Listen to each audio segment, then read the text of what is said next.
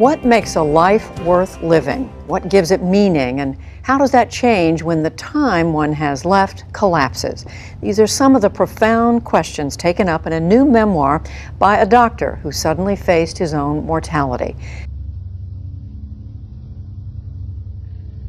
And write an indelible memoir, When Breath Becomes Air.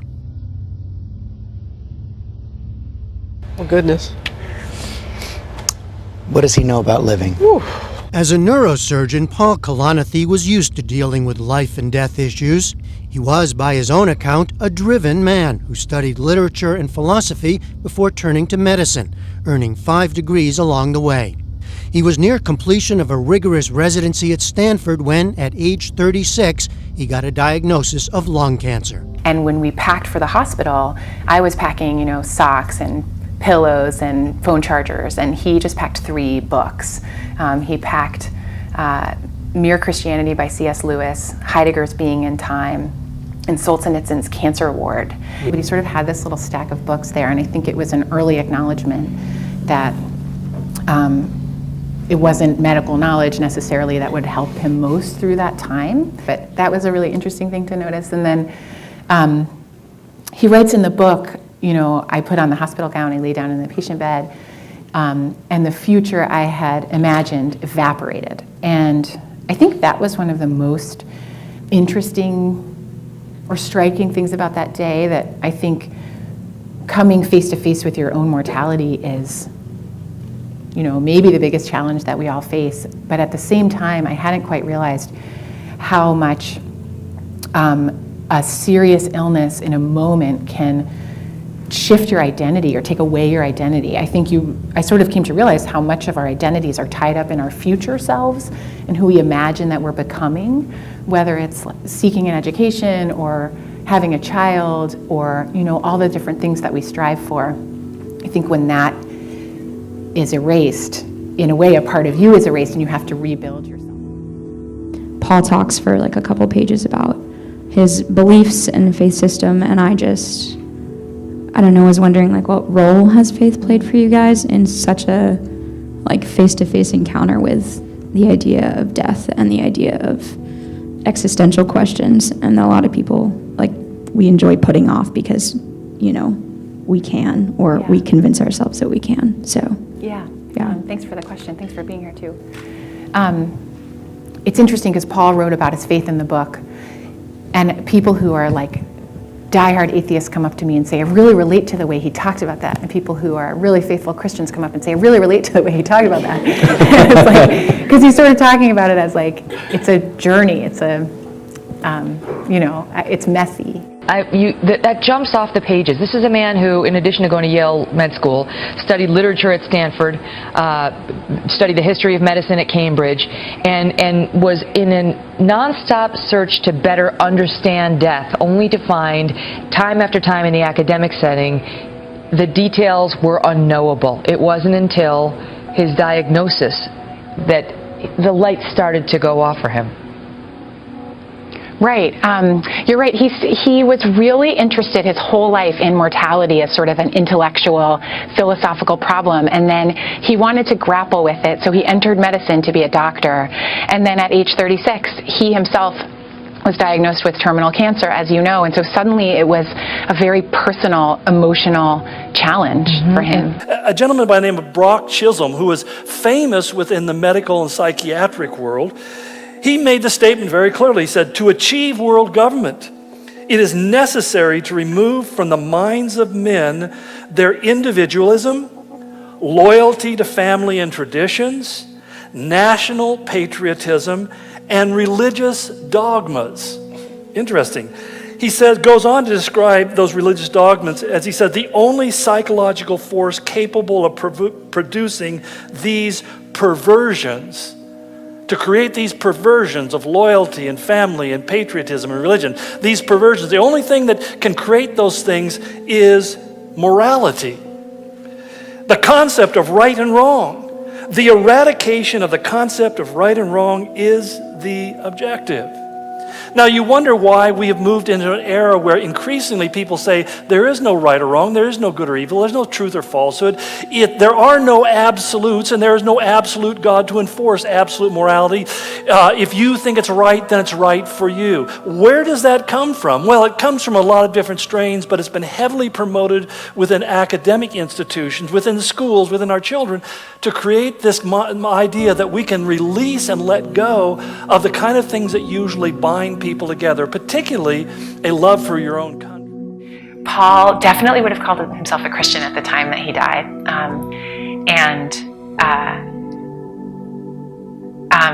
but was an atheist at various points in his life. And it's funny because people who are neuroscientists or atheists or whatever come up to me and say, like, this guy gets me, like I feel the same as he does. And people with a really strong religious faith come up to me and say, like, this guy gets me, I feel the same as he does.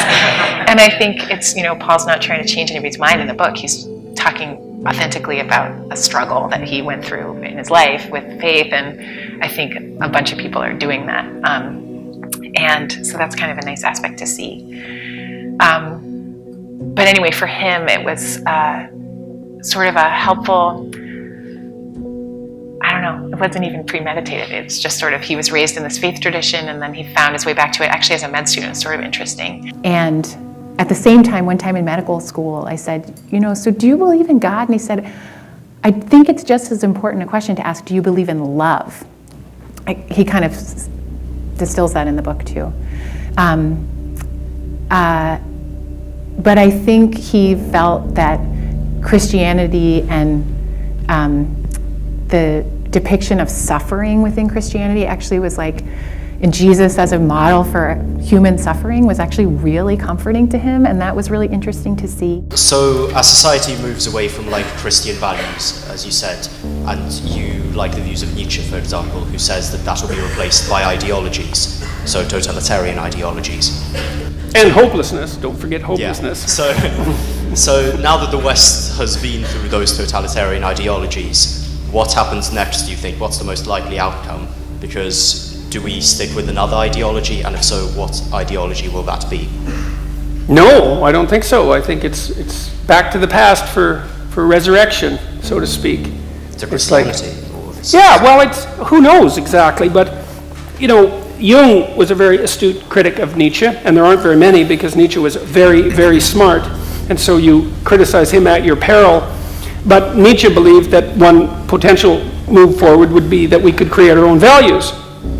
But the psychoanalysts, and I would say the biologically oriented psychologists in large part, philosophers as well, have pretty much eradicated that as a possibility because you can't create your own values. I mean, go try.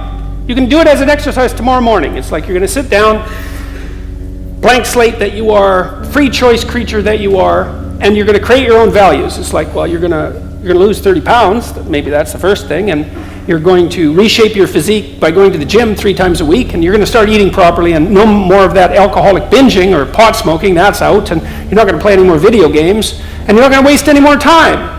And you're creating those values, and you lay them out, and then bang, from then on in, that's all you do, is you obey yourself 100%, because you've told yourself to do it. It's like, does that sound like life? Has that ever happened to anyone in the history of the human race?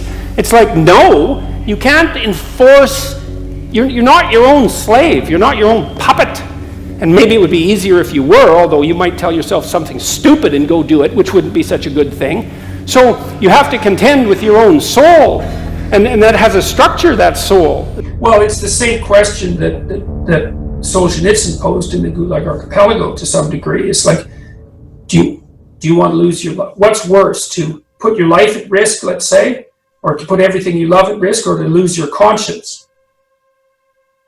And Solzhenitsyn's conclusion was that there's no suffering greater than that which accompanies loss of conscience. That's hell. There's something very, very profound about that, because one of the things, I've just been writing about this, interestingly enough, it was the prophet Elijah who first seems to have, it's in the story of the prophet Elijah, as far as I can tell, where there's the first intimation that God might speak to human beings, not as the external force of natural power, storms, fire, wind, winter, earthquakes, all the overwhelming natural forces that human beings were subject to, or maybe even not as internal forces that would more characterize some of the other polytheistic gods, like lust or rage or terror, but as the voice of conscience itself, which is described in 1 Kings, which is contains the story of Elijah, as the still small voice. That's the first time that phrase emerges. And so it's the idea that there's a psychological factor, conscience itself, that calls to you, that has a dialogue with you, even more importantly, because conscience doesn't tell you what to do. It hints at what you shouldn't do, right? And it isn't a deterministic force. It's not like when your conscience grips you, you're forced to act in a manner that's in accordance with your conscience. You can choose to violate it. And so there's this idea that God transforms himself or becomes known as the voice of conscience, and that's the link between human beings and divinity itself. And I actually think this is a highly credible hypothesis. And let's say that, well, you need a powerful sustaining meaning to keep you from the bitterness of Cain, and that's to be found in the relationship with something of divine significance. Well, maybe that's mediated through your conscience. And so I believe that. And this relationship is absent within Cain. So he has severed his relationship with consciousness, and that's why No, not with consciousness, but with conscience. Conscience. Okay. Conscience. Right, with conscience. Yeah, well, that's right, because conscience is, imagine that conscience is the manifestation of the instinct for good and evil. Yeah. It's what, now, so we can take the argument apart a little bit. A lot of what makes people bitter is that they feel that there is wrong in the world. It might be on a large scale. Society is unfair. The natural world is a catastrophe. Human beings are intrinsically malevolent. The structure of being itself is wrong in some moral sense. Okay, but that's interesting, because they wouldn't be bothered by that if they didn't have some sense of morality itself. Well, what that means is that conscience, even the conscience that's driving them towards their cynicism, is the dawning of the realization of a moral dimension to life. And that's partly what the psychoanalysts laid out, and I think Jung did that most effectively. If you want to establish values in the face of the death of the past, which is something that's happened many times, not merely in the late 19th century, you have to look inside and discover what those values are. And that is truly a process of discovery. Like, to find out what's meaningful in your life is to take yourself seriously as a mystery. It's like there is something that will grip you. And it might not even be what you choose. In fact, sometimes it's not what now and then you fall in love with the wrong person. You go home and you tear your hair out. It's like, what the hell's wrong with me? How can I do this? It's like, well, you're pulled by forces that are beyond your control. They're deeply, deeply enmeshed inside you. You have to discover who you are. And you negotiate with yourself to find out where are the values. And that is an archaeological expedition, because you are excavating the values of the past. And so then there's a dance between your own soul, but it's still a matter of discovering what it means to be human. And that's not something that's simply invented. It's not that at all. You only believe that if you want to remake men and women in the image of your ideology. It's like you're something you have to contend with. Just like if you have a partner, a romantic partner, it's like they're there. You have to contend with them. You have to negotiate a solution. You have to jointly establish your values on some real basis, and you have to do the same thing with yourself. And so we can't let this go, because the alternative is a nihilism that turns into something catastrophic, or an ideology that's a weak replacement. It's still a religion. It's just an unbelievably shallow and unidimensional religion with none of the grandeur, none of the transcendence, none of the mystery, none of the beauty, none of that. It's just stripped bare, fragmentary religion that you can understand in a week and then convince yourself of the superiority of your arrogant intellect. It's not helpful. So The Jungian critique, Freud as well. No, you can't create your own values. You have to discover who you are. And you do that painfully because you're not your own puppet. You have a nature. And you have to act in accordance with that. And so, well, so that's... That also characterizes the finite, right? That's the promise of the resurrection, that the resurrection of the body, is that the Christians insist that that transcendent factor exists, and that's the Christ, that's the Word that's there at the beginning of time and at the end of time as the judge in Revelation, right? This transcendent logos that's eternal, but that's no more valuable in some sense than the particularized creature that's subject to apparent permanent death. And you know, it's very difficult for modern people to grant the idea of the bodily resurrection any credence, and it's not something of which anyone can speak, I believe, with any degree of, what would you say it, non-arrogant authority, something like that. But by the same token, the world is a very strange place, and it isn't obvious to me that I've learned to be very cautious in casually dismissing deep and ancient ideas regardless of their strangeness. Mm-hmm. And I do think that, see, the thing that's so interesting about that Christian insistence is that it valorizes the particular. It's unbelievably important, because you could say, well, if it's merely a matter of the eternal, then the particular doesn't matter. But then if the particular doesn't matter, you end up with that kind of nihilistic Buddhism, the suffering that characterizes, or even in the proclivity for Christianity to degenerate into the forms that Nietzsche criticized, which is, well, when you chase everything out into an eternal beyond, it justifies everything terrible that's happening on earth as trivial and insignificant, and relieves you of your moral responsibility for addressing it. You can't, at the very minimum, the idea that the body is resurrected is a valorization of the value of the particular here and now and of the body, and an emphasis on the fact that that has divine value as well and needs to be attended to and cared for properly. At minimum, it's that. Yeah.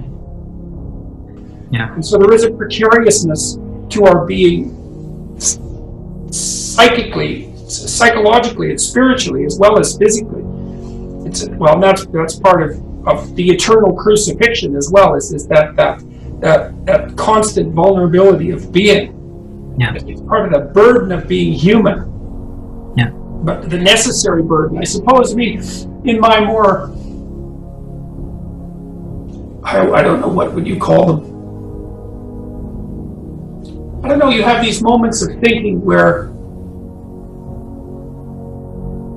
they're more metaphysical. In my more metaphysical moments, I suppose, then I do see that God and man are engaged in a partnership to bring about the kingdom of God on earth, something like that, that there's something about that story that's exactly right, that we should be struggling uphill with our burdens towards the highest possible ideal, and that there's something about that that's true, or at least it's more true than anything else we can conceive of. Yeah. And so that's the great adventure of life. That's what you want to be called to.